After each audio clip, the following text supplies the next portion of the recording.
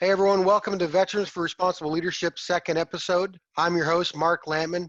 Today I'm going to be talking with a good friend and another classmate. I know this is two classmates in a row. I promise we know other folks and we're going to diversify and add more voices as we go along. But you're going to want to hear from Christy. Christy's a retired Marine, has served over 3 years in Iraq, been all across Africa, both in military capacities and supporting civilian missions. She really brings an incredible perspective and has a wonderful story to tell. Veterans Responsibility, for those who don't know, is an inclusive, nonpartisan organization whose purpose is to bring civility and respect for rule of law in our institutions back to America's political discourse. We are nearly all volunteer organization comprised of veterans from every generation from Vietnam up to today. The greatest value we bring to America's political discourse are the voices of our veteran members like Christy McCutchan, who can speak about today's political environment from a position of both service and experience, having been around the world and experienced a lot of unique and difficult circumstances in our travels. So again, thank you for tuning back in. I promise you won't be disappointed, and we look forward to sharing more videos with you in the days and months to come. Please do check us out on social media and consider donating or simply raising your voice with us at our website, VFRL.org. Your support is very much appreciated. And with that, here's Christy McCutchan. So, welcome, Christy, from the great city of Jacksonville. Can you see me? I can. It's good to be with you, Mark. Now, we won't go through all the 20 plus years, but let's do a little quick rundown. When did we first meet? Oh my goodness. Are we supposed to actually attribute a date to it? We'll stay with generalities. Generalities. So let's go with the late 90s. That might still be too specific. a little town in Rhode Island. Small town in Rhode Island. Yeah, a nice little tourist destination. As long as you're a part of the tourist side of things. Yes. Now, for the audience, Christy and I went to the Naval Academy prep school together in 1996 and spent a year there. For those that know, it's Naval Academy Light. It's very heavy academically, lots of sports. It is very worthy of the title preparatory school for the Naval Academy. So, and I always remember you as being a Marine before you were a Marine. It just felt ingrained in you. You know, a lot of those memories have kind of been lost to time, but if I was to characterize Christy circa 1996, that would be what stood out to me. How daring and just the press uniform. I mean, being all in from the start. I appreciate that, and I think a lot of my friends saw that before I did because, you know, like you showing up as an enlisted person in the Navy, I kind of thought I was going to continue on and become a commissioned officer in the Navy as well. But it just so turns out that I enjoyed the leadership and the rigors that the Marine Corps offered. Now, I guess we jumped in a little ahead of ourselves. Let's back up to Arizona beforehand. Can you tell us a little bit about how you did get your start and what brought you to the military? Sure. You know, and I think I have a pretty typical background. Very small town in Arizona. In fact, we didn't even have a stoplight when I was growing. Very rural area. We have the town up the road where we would go grocery shopping had some distinction of having the world's oldest rodeo. So that was a big deal. We had the 4th of July parade. Everybody'd be out there waving their American flags. Had a lot of people, veterans from other eras that had moved up there as well to escape the heat of Phoenix. And a lot of blue-collar jobs, not a lot of great job prospects, but a lot of good people. And I think I was fairly typical coming from that great parents. My parents have been married for 45 years now. Good people, raised us well. And we came from a military background. Both of my grandparents, both of my grandfathers had served in World War II, one in the European theater, one in the Pacific theater. And my maternal grandmother as well served in the military, aircraft mechanic. So my father served in Vietnam. So there was always kind of not any pressure to join the military, but we always looked upon it as favorably, as something that was an honorable thing to do. And I think that growing up in a small town and knowing that I couldn't afford directly to go to college influenced me to want to go and see what else was out there besides small town America, small town Arizona. So when the recruiters came by, I talked to every single one. Oh, you went shopping. I sure did. I sure did to see what was, the best deal out there. And it ended up that the Navy seemed to offer the best opportunities. Join the Navy and see the world. Sounded real good, right? And so, yeah, off I went to boot camp, and I brought a lot of that same background with me, that small town kind of mindset with me. And boot camp really opened my eyes in a good way. They talk about, no matter what kind of boot camp you go to, they talk about breaking it down and building it up. But what they don't talk about as much is the teamwork that you build, because you get stuck in a small area with a lot of people, and you don't have time to shake hands and get to know each other very slowly. You have to get to know each other very rapidly and depend on each other. And in this squad bay where we all lived and slept and worked together, there were people from all across the U.S. There were people from different ethnicities. There were people from different religions. And it really didn't matter because we were all kind of focused on the same mission. Mm-hmm. And I appreciated that, because one thing as well about rural Arizona was that it was fairly homogenous. There was a lot of people that looked like me. And I think it was my junior year of high school when we had our first black man in the school. So very, very white, some Hispanic influence, but went to boot camp and it was far more diverse. And I appreciated that. We had the most open conversations about all of our backgrounds and where we were from in the U.S. When we could get away with it, when we were getting in trouble from the drill instructor. And other barriers as well. I found out at the end of boot camp that one of my favorite people there was actually lesbian, and it kind of blew my mind because it was the first time I'd ever met somebody of that affiliation. I was like, well, I don't care. This was one of my favorite people. You're right. It broke down a lot of barriers, and I think it really set a good foundation going on from that point, where I learned that you needed to judge people by their character and by their willingness to commit to the mission, and not how they looked or anything. And so I think, I hope I brought that to NAPS when I met you, to the preparatory school. Now, did you go through A school and then straight into NAPS, or did you see a command before getting there? I did. Not very long, but I went through the preparatory, or I went through the training for my initial occupational specialty, and then I was assigned to Naval Air Station Atlanta, Georgia. I'd been hoping to go to a ship, but I got sent out there and made the best of it and made a good name for myself. And got the CEO's attention, got my boss's attention, and they all thought for some reason that I'd be a better officer. So I was gonna say they hate that because you get there and you're obviously there to work and you're there to perform, and being in a command later as an officer yourself, you say, why do I have to send off one of my best people? Right? It's that struggle for those commands that, God, I don't want to send this person off. I know it's the right thing for the Navy and the right thing for them, but who's going to backfill me? Yes, yeah, it's so true. Yeah, but you try to keep that in mind, and I think that that's important too. Once you become an officer, is you look at people that might have that desire to take charge of something, to do a little bit extra. So the joke is, you've heard this, that Navy stands for never again volunteer yourself. But I never followed that, and I always thought that volunteering might lead to more opportunities, and it did. Yeah, certainly. And so you look for those same people, and throughout the rest of your career, you look for the people who want to do a little bit more, and you try to give them some additional responsibility, and try to make them a more integral part of the team, because otherwise, they might get bored or burned out or want to do something else. But if you can take advantage of their skills. Yeah, no, certainly. All right, so we kind of glossed over the world of the prep school where we first met up, and then we both went off to the Naval Academy together as part of the class of 2001 in the summer of '97, right? Oh, yeah. And a lot of experiences there. Some of them, I think that the benefit of time kind of makes, the rose-colored glasses get even stronger. Mm-hmm.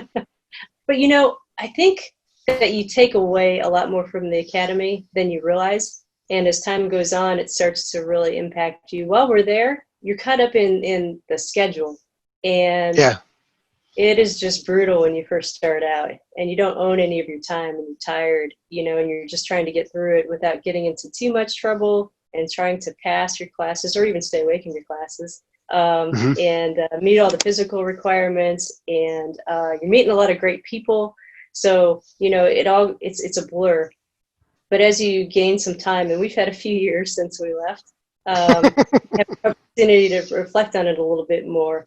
And I think about, so the mission of the Naval Academy, and I'm not going to repeat it verbatim. I'm not that good anymore. But, they talk about how they're going to, they take a long look at it. Not only are they preparing you for your immediate naval service after you graduate, but, they talk about how they want you to develop yourself for future service. And that's not just in the military. They talk about assuming the highest responsibilities, not just of command, referring to the military, but also citizenship and government.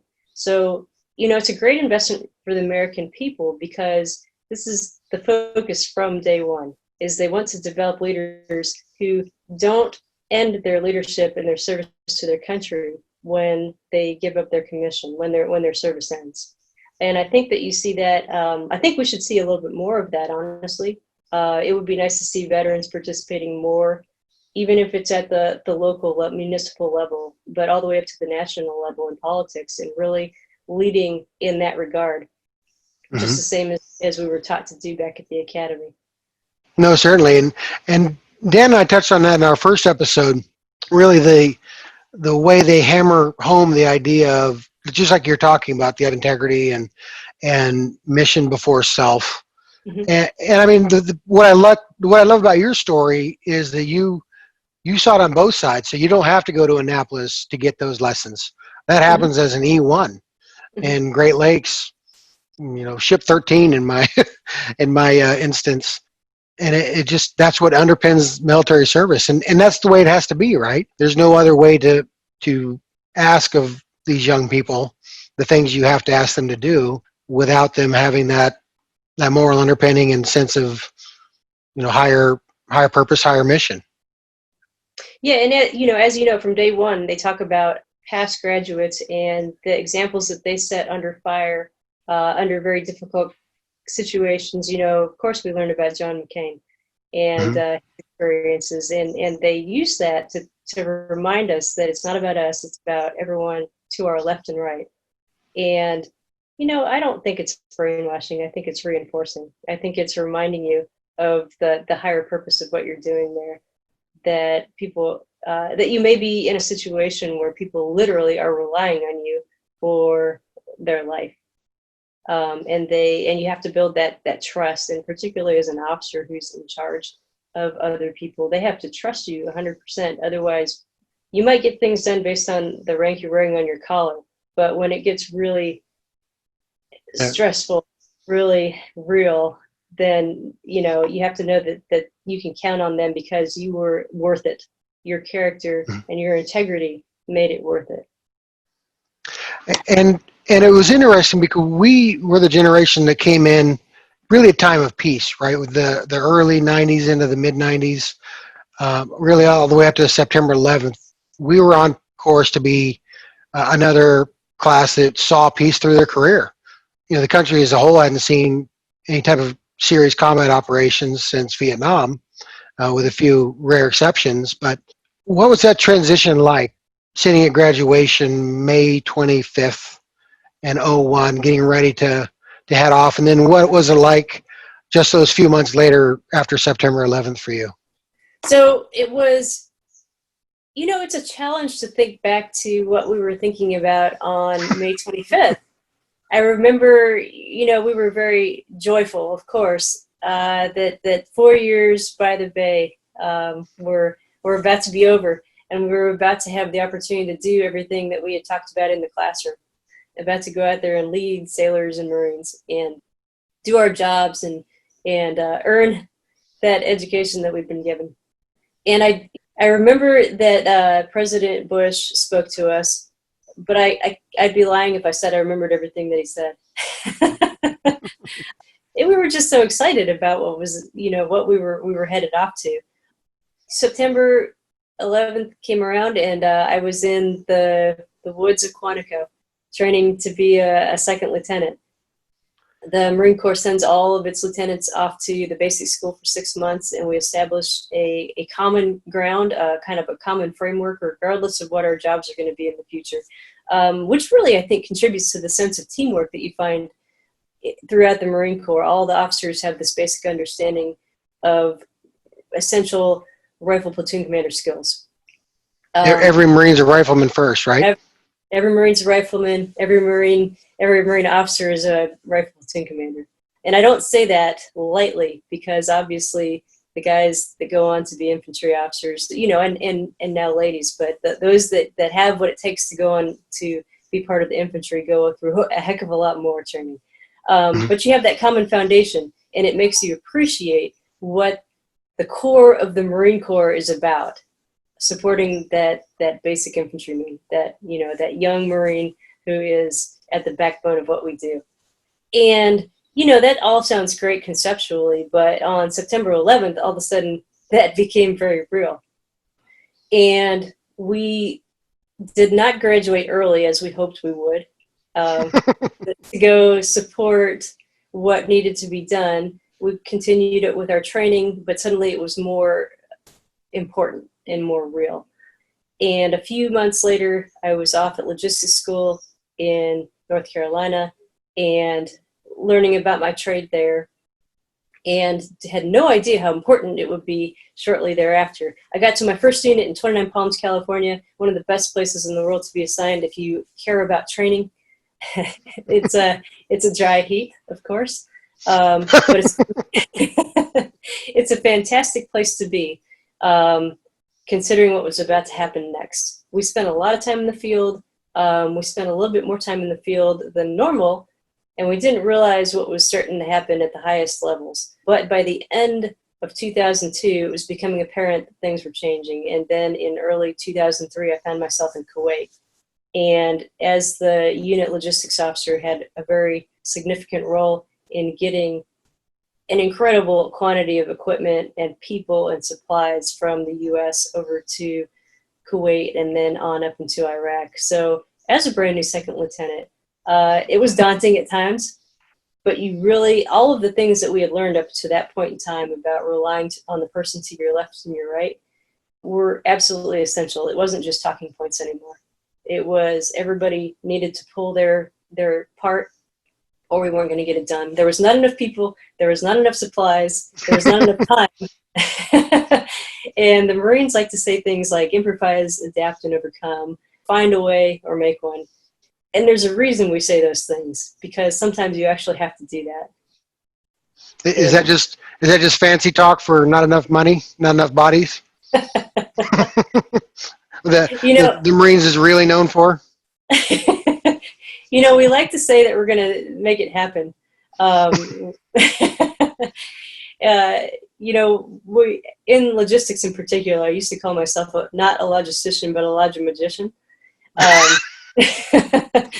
because of some of the things that they just expect you to do. And you figure it out. You and your Marines will come up with the simplest plan you can and do it as quickly and as good as you can. And it won't be perfect. That's another catchphrase, is that the difficult will take a while and the impossible will take a little bit longer.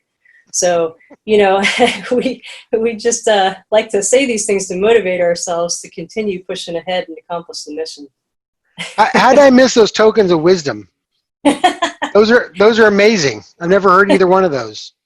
Like I said, I think these are things that logistics personnel, supply personnel, support personnel in general like to tell each other to keep going. I just wasn't in the right circles, I guess. Yeah, you were the pointy end of the spear. You were the one that we were supporting. I tell you, man, with all sincerity, I was always amazed because, we had every advantage.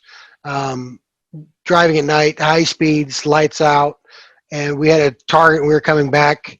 Nobody ever asked me to drive a fuel truck down Route Irish on a Tuesday. Dan brought that up in his episode, where you just look at these young guys doing impossible jobs, and they do it day in and day out. It's incredible. Yeah, and I want to go back real quick. So, I came from that rural background, and there's a certain sense of pride that comes along with that. You consider yourself resourceful because you're not coming from, from means. You don't have a lot of money, Right. so you do what you can. My dad is a mechanic, and I love the fact that he can make anything work. He just has this ability to, he's good with machines, he's good with his hands, and there's not a problem he can't fix. And I met so many Marines that were just like that, so many young Marines. They would look at a problem and they'd be able to look at it in a different way. Somebody who's Hmm. got a doctorate would probably come up with an elaborate solution. But these guys would get right to the heart of the matter and come up with something quick and simple that would work. And you just Hmm. have to admire that. And so, part of the responsibility that we had as leaders is to make sure that we listen to these young men and women, and we're receptive to their ideas, because officers can beat beat a dead horse. We'll have all kinds of ideas, and then you'll have the young Marine that says, well, why don't we try this? And y'all look at each other like, wow, we just spent a couple of hours and didn't come up with that. So it really is, once again, it's all about the team and being able to use all of your people to the best of their abilities and take in all of their different characteristics and talents and make it work together. No, And and going back to your original story, you're growing up in Arizona where things are pretty monoculture. You see people, these teams, incredible teams come together, particularly under harsh conditions where it's the kid from the Bronx out there mhm. turning wrenches with a kid from Iowa, and they're trading stories and stay lifelong friends.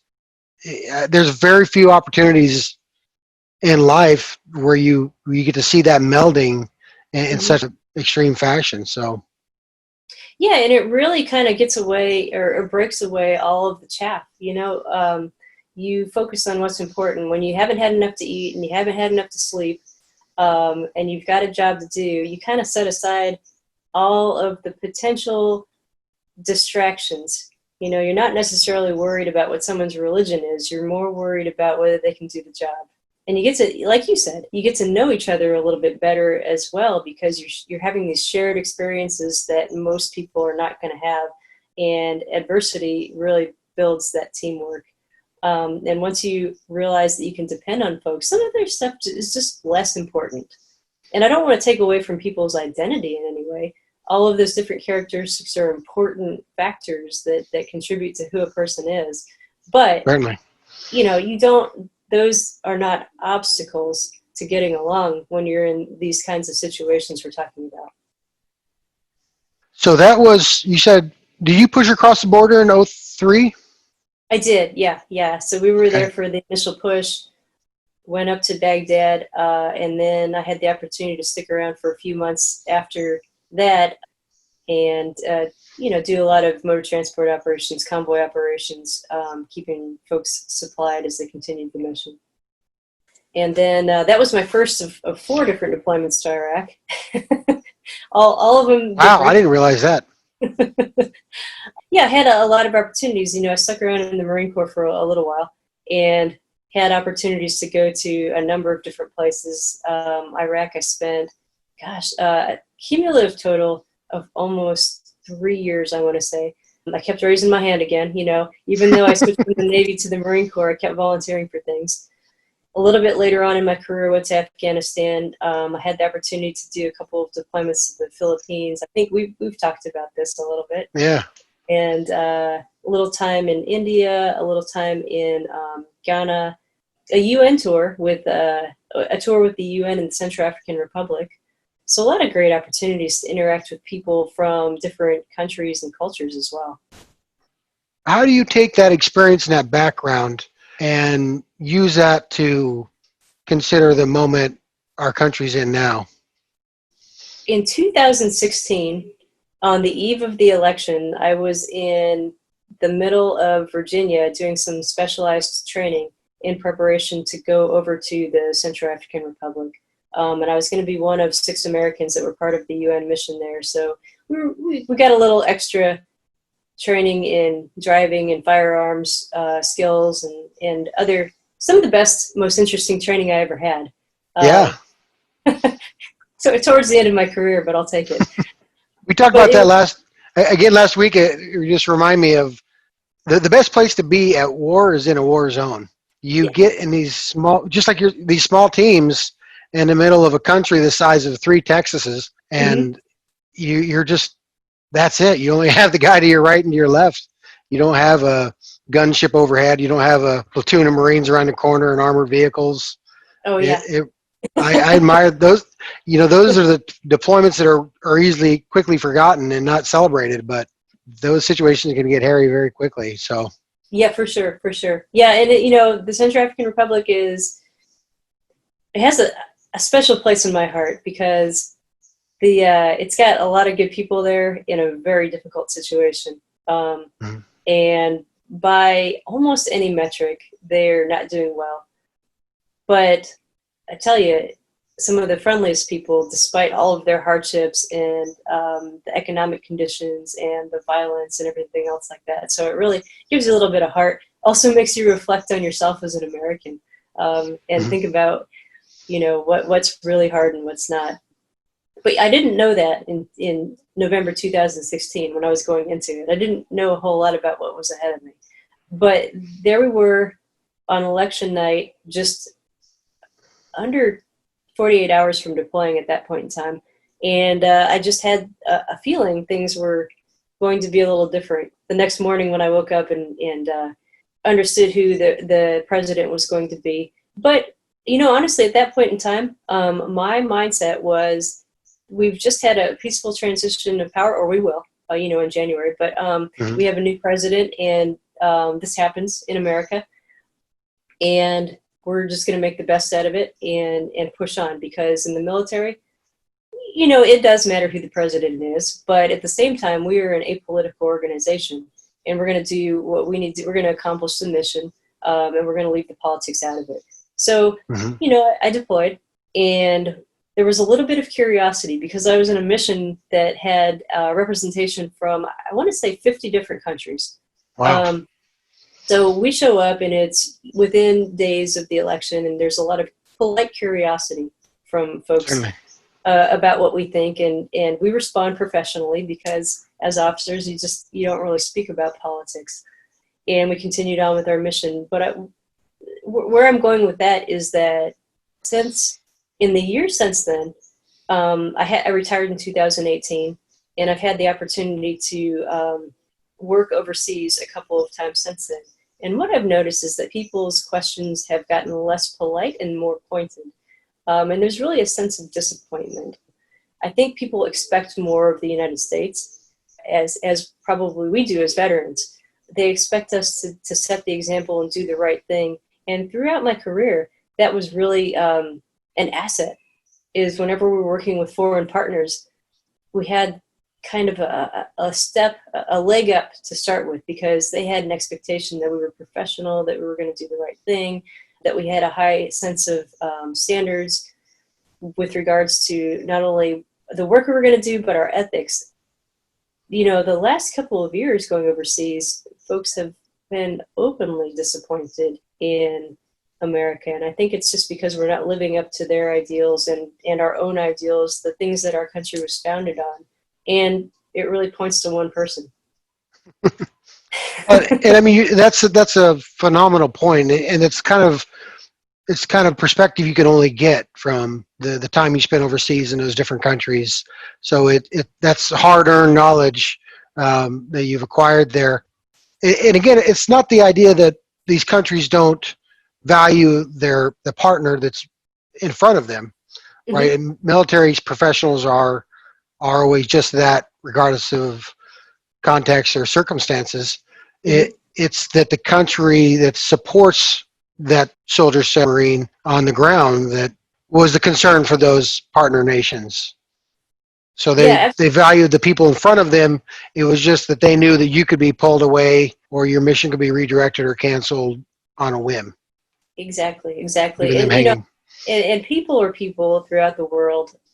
There are some individual exceptions, but by and large, people are people. And they recognize when you're working face to face. I've enjoyed working with people from, I wanted to say dozens, but more than that, from countries across the world.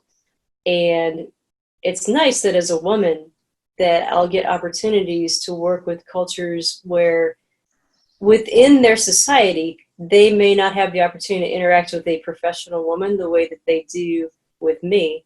And they give me the benefit of the doubt, in part because of my military background. They know that I've been trained. They know what the U.S. invests in its military personnel, and they respect that. And they do a fantastic job of trying to set aside some of their cultural inhibition. So that's great too. And we've had some excellent relationships, working relationships. But there is that worry that you're talking about. Well, how long is this relationship going to last? Are you going to be here tomorrow? Are you going to be here when it gets tough? Mm-hmm. And it's hard when you can't answer that directly. You have to say, I'm not sure, but I'm here right now. And I'm going to do everything I can for you right now. Yeah. Now, I mean, we've had several examples of just what you're talking about, where one day you're in a gunfight with your allied partners and next you're packing your bags and sprinting out of town.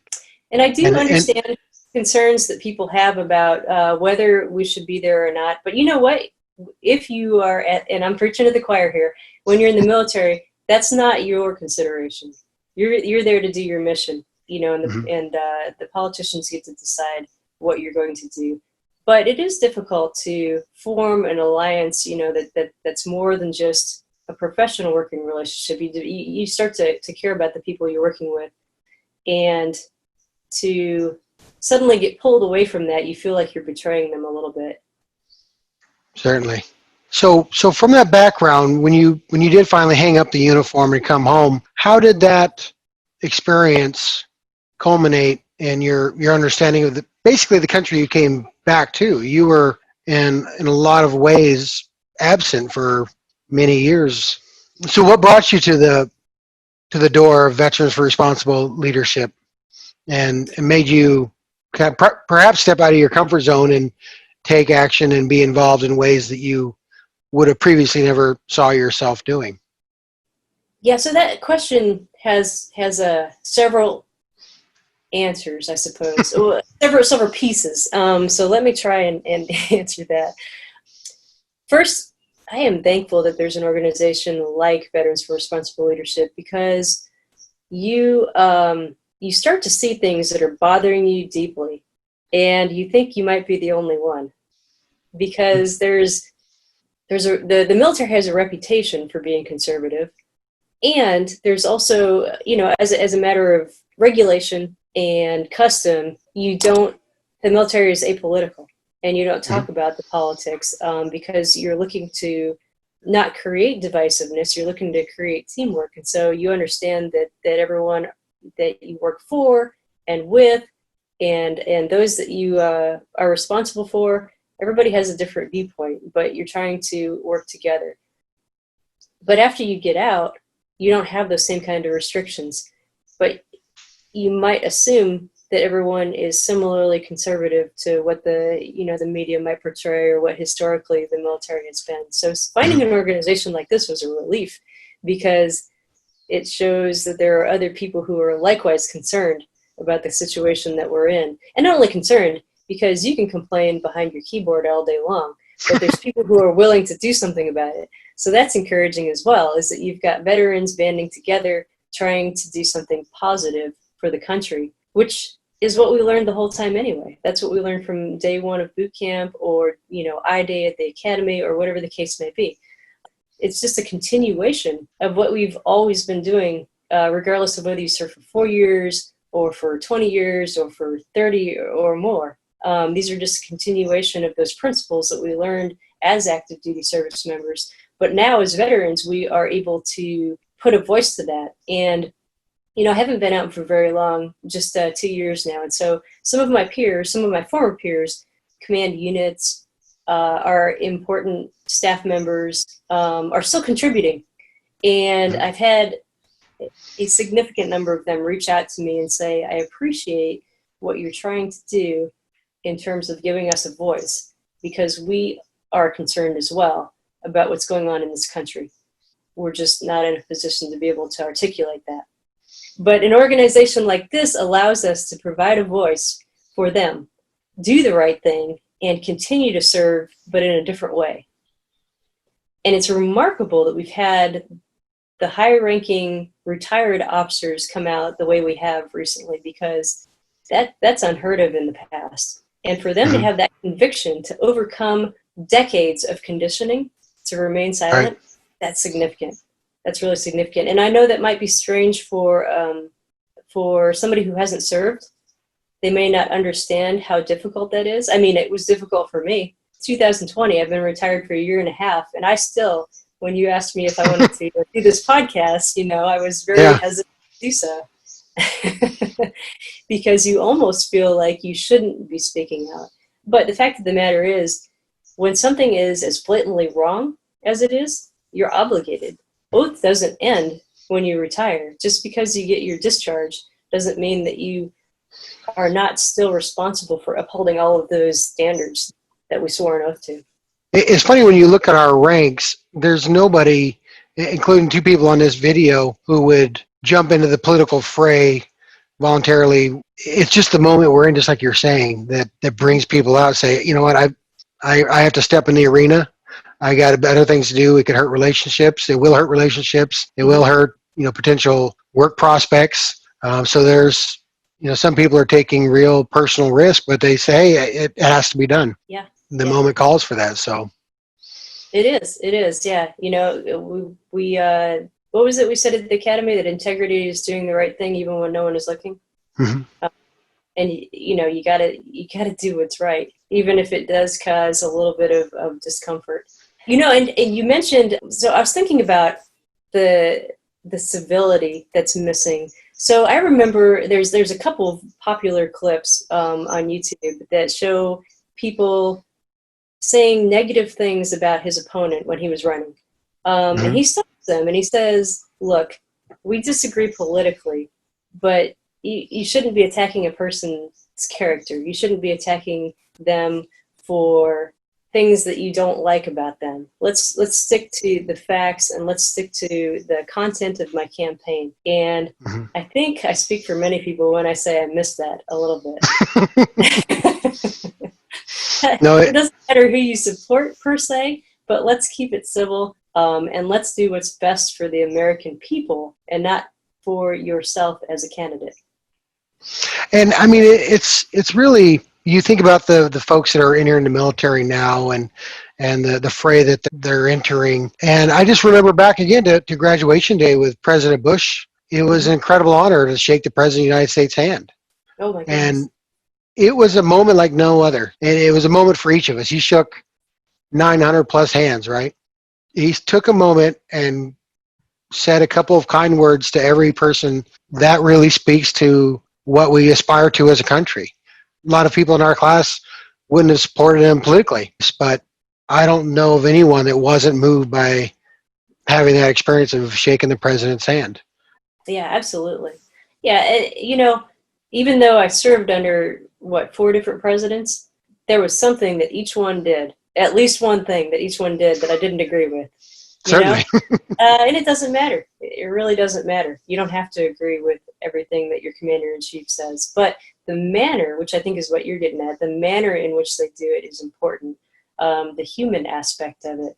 Yeah, and when the president, President Bush was shaking our hands, he was looking right in our eyes, and it was a warm handshake, and I truly believed that he was wishing each one of us well. And it didn't matter whether we were from Texas, and it didn't matter whether we voted for him.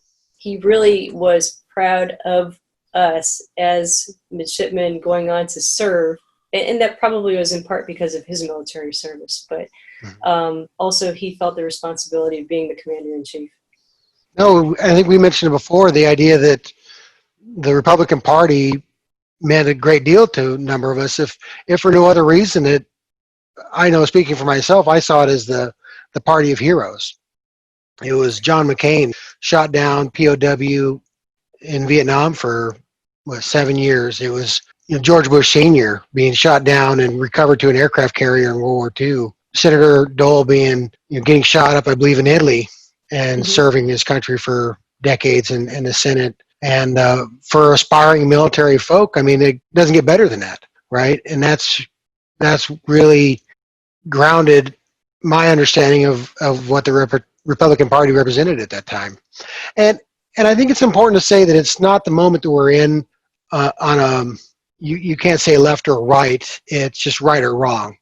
Veterans for Responsible Leadership would be in the same position if it was a Democratic president who was Yes. undermining rule of law and undermining our institutions and dividing our country. It really has, because I mean we're represented by both sides. If anything, we probably skew conservative within even our ranks. But Mhm. we set aside individual issues, we set aside differences, and just focus on, again, clearing the political arena, and so that we can have those political debates Yeah, in a free absolutely. and fair way. Yeah, that's an important distinction. It's less about party and more about the particular individual and the ethics involved. And I came from a background. Well, my family is mostly Republican, and that creates some interesting holiday discussions. As they have sensed that I am growing away from that, but largely that's due to the person that they've allowed to represent them for the last couple of years, the person that they've aligned themselves with, and that's really unfortunate. And I don't believe that he represents the Republican Party, but unfortunately, some of the highest leaders within that party have aligned themselves, have supported him, and that means that they're just as bad. They've enabled that behavior. So, but it's also tough because you have a lot of people who voted for the president because they were dissatisfied with politics in general, and I understand that. I think that it's difficult for a lot of people to admit they were wrong, and not just about one person, but it's Right. probably human nature to be hesitant to admit that you were wrong, because if you admit you're wrong about one thing, you may worry that people will think you're wrong about everything. Um, but it's instead, I think, should be looked at as a sign of strength, that folks can say, well, I took a chance on this guy, but he is really not good for our country. And it's time for a change. It's time to elect somebody different, because this man is not good for our country. He does not represent American ideals and standards. And it's time to make some positive changes for this country. And that's not just limited to this election coming up, the presidential election. That is at the community level, at the city level, finding people that are going to work for their community, work for their people, do what is right for all of their constituents, and not pit people against one another, and not divide. Instead, look for common ground. Which again is what I value with Veterans for Responsible Leadership, because these are all things that we learned in our service and that we're trying to bring forward to use as influencers in terms of politics, whether that is supporting candidates or trying to find within our own ranks people that are suitable and willing to run for office. And convincing folks to identify candidates that will bring America back together and build our reputation back up and reestablish those alliances that are so important throughout the world. No, this has absolutely been wonderful, Christy. Your depth of experience and insight is really value added. And one thing we talk about in the organization is the idea that our pockets aren't so deep. We don't know how to make clever videos as well as the next guy, but one thing that we have is a lot of dedicated folks. And every time we get somebody to raise their voice and tell their story, people really connect with that, and that's the most value we can bring to the political discourse. Really framing this moment we're in the language and the experience of veterans like you. So I greatly appreciate this. This has been absolutely wonderful. Yeah, I appreciate the opportunity. I am confident I will not be your best speaker, but hopefully I will inspire other people to overcome their hesitance in getting in front of the camera and share their story as well, and why this is so important right now for us veterans to make our voices heard and serve America in a different way. We may not be wearing our uniforms anymore, but we can still make important contributions and reassure the American public that there's the folks that are wearing uniform also are concerned about what's going on, even if they are compelled to remain silent on it, and that all of these great characteristics that we gain on active duty, that we can continue to serve our fellow citizens in a different way, and we would like to join ranks with them and accomplish this near-term mission, changing of the guard here, and then continue to work towards a better and more decent America that benefits everybody regardless of background. And the military is certainly not perfect. We've got our issues. You see it in the news. We definitely have things that we need to work on. I could tell you stories about personal experiences as a woman Marine. I think probably the Marines have had some of the most difficulties overcoming some traditional barriers. But overall, I think that we're just a bit more progressive in some ways than other parts of society, in that we understand that you have to work together and overcome differences. And things work out better if you take advantage of all of the different people that you've got on your team.